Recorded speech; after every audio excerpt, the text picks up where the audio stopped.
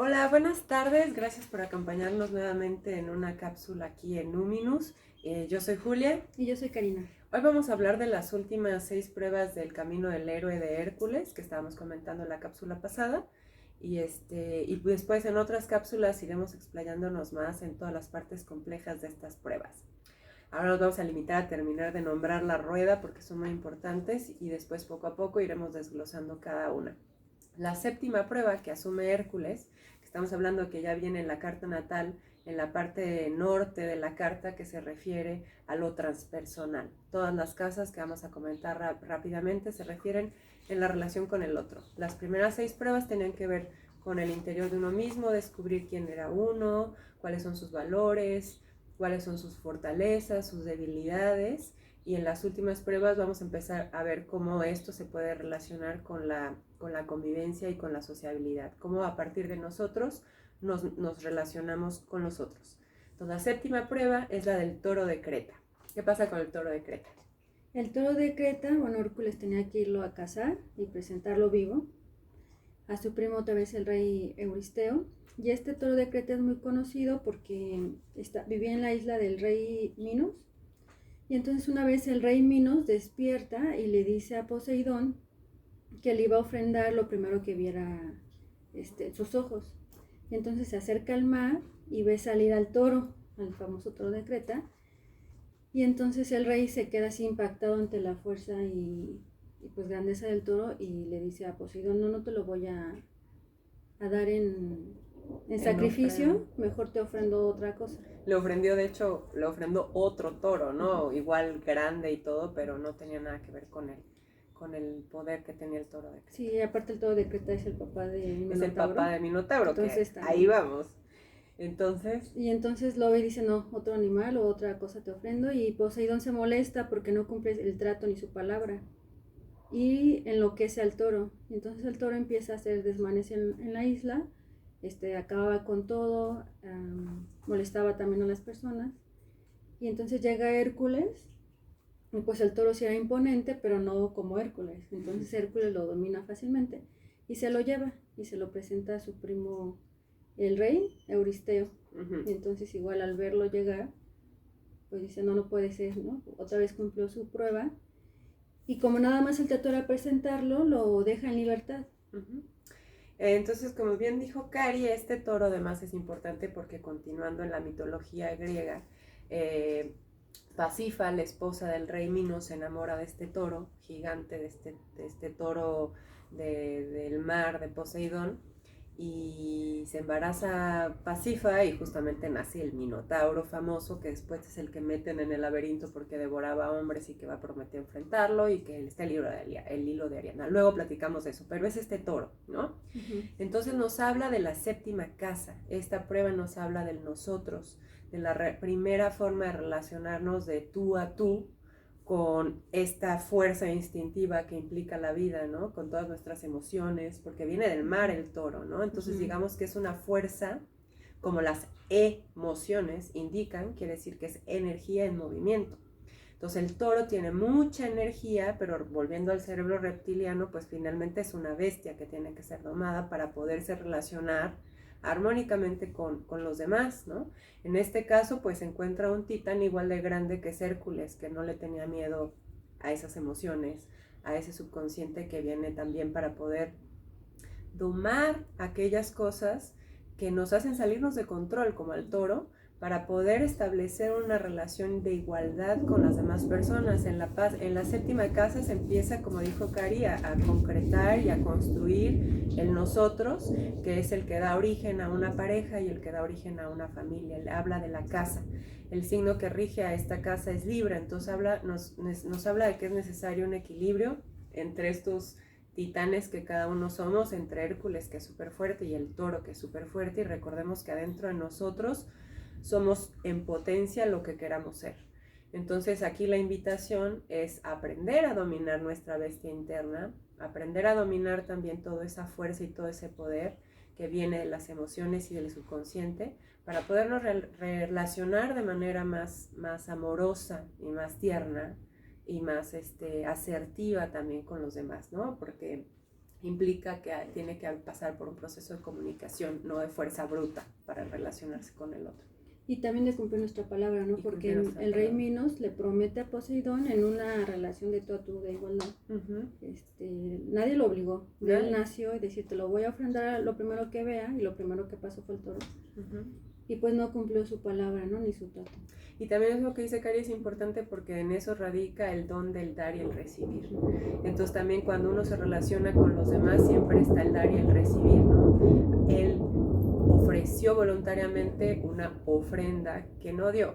Entonces, como dice Cari, al no cumplir la palabra, se rompe la posible vía que puede haber en un lazo comunicativo que hay con otra persona, ¿no? No hay un diálogo, se vuelve un monólogo, ¿no? Por eso hay que primero aprender a dominarnos a nosotros mismos para poder establecer contactos tiernos, que es lo que le falta al mundo, con los demás. Esa es la séptima prueba. Vamos a pasar rápidamente a la número 8. ¿Qué dice la número 8? La 8 nos habla de las yeguas del rey Diomedes, que este rey Diomedes es hijo de Ares, entonces ya te imaginarás. Él tenía sus 4 yeguas, y eran unos caballos así muy espantosos, terroríficos, y también comían carne humana. Entonces Hércules tenía que pelear con ellas. Tenía que domar a estas yeguas salvajes. Y la parte de domarlas, ahí sí su encomienda si era liquidarlas o terminar con su vida. Y cuando Hércules lo logra, se las da de comer al propio rey. No, perdón. Ajá. La somete, sí es cierto, no las mató, la somete. Y entonces el rey se molesta y pelea así cuerpo a cuerpo con Hércules. Hércules mata al rey, Diomedes, y cuando lo mata se lo da de comer a las yeguas. Entonces las yeguas, cuando se comen al rey, o sea, no por arte de magia, pero se puede ver así, que misteriosamente se vuelven nobles y mansas. O sea, todo lo bestial se acabó en ellas. Entonces va ligada con el resto de las pruebas y el resto de las casas, ¿no? Porque al fin y al cabo también la casa 8 de esta prueba se refiere, es una casa muy particular, tiene que ver con el poder, con lo oculto, con la transformación, con la muerte, con el poder material también que establece uno en vínculo con alguien más en sociedad, ¿no? Lo que se hereda como poder material e inmaterial también. Y es una casa que precisamente está asociada con el signo de Escorpio y que tiene que ver con toda esta parte oculta y profunda en la que también radica el núcleo del poder. Entonces, en esta prueba que le pone Euristeo a Hércules, finalmente al darle de comer el propio rey, como dice Cari, es como si encontrara una especie de conciencia en el yo, la bestia, esa bestia que habita sin una aparente dirección, que tiene que ver como con el toro, encuentra la conciencia que es la que rige esa fuerza y que es la que le puede dar dirección a todo ese poder. Para poder asumir nuestro poder, tenemos que ser capaces de responsabilizarnos de lo que hacemos con ese poder. Y esta casa invita precisamente a preguntarnos también con quién nos asociamos, de qué nos nutrimos ese subconsciente interior para obtener el poder que nos hace ser nosotros mismos. Estamos alimentando al ego, estamos alimentando a la esencia, estamos alimentando allá afuera, a quién estamos alimentando con nuestras asociaciones y en qué medida nos hacemos responsables de este poder. Todos son interpretaciones que nosotros vamos haciendo, pero por supuesto que recordemos que estas pruebas eran iniciáticas, entonces los invitamos a que cada quien reflexione sobre los arquetipos que pueden representar y que cada quien también trate de ver esos qué significa en su vida, sabiendo que esa es la casa que está regido por el signo de Escorpio y que tiene que ver también con un signo muy importante, es un signo fijo y que tiene que ver también con la cruz fija, que nos habla de un estado evolutivo superior del ser, porque precisamente habla de los signos fijos. Se requiere de mucha fuerza para cambiar la inercia que lleva un cuerpo que ya está en movimiento o para poner en movimiento a un cuerpo que está en estado inmóvil. Entonces, finalmente, esto se tiene para nosotros que ver como con la identidad propia y la conciencia para asumir esa sombra y en esa sombra reconocer la luz de nuestro poder para poder integrarla y poder tanto navegar las profundidades del subconsciente como las profundidades del mundo exterior y real, que es la vida de todos los días.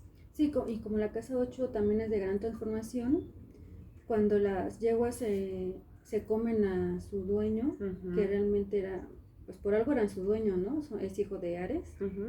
Y es Ares como... de la guerra. Y del inframundo. El inframundo. Entonces es como ese mal regresa a su origen, ¿no? Claro. Y se termina. Y se termina, ¿no? Como que se ubica, porque también hay una cosa súper importante, como es una casa de transformación, habla de alquimia. ¿Y qué pasa cuando uno come? Metaboliza todas las sustancias de los alimentos, agarra lo que necesita, lo absorbe y lo que no, lo desecha. Entonces hay un proceso alquímico acá. Las yeguas se comen al dueño, pero es procesado de manera que trae paz y que trae temple a estas bestias salvajes. Entonces también esto, y otra vez es importante porque no las mata, no se trata de negar ese poder, sino de alquimizarlo de manera que ese poder nos vuelva a nosotros una versión de nosotros en las que somos dueños de nosotros mismos. Por eso se come al dueño, por eso se comen al dueño. Los que tenemos que ser dueños de nosotros mismos somos nosotros mismos. Y aquí nos volvemos a remitir a mí, nuestra maestra en el Apocalipsis, ¿no? Que el hombre libre no necesita que lo gobiernen, pues se gobierna él mismo, ¿no? Entonces hay que ser dueños de nosotros mismos y dueños de nuestras emociones para poder vivir el proceso de transformación sin miedo. ¿Y algo más de la casa 8?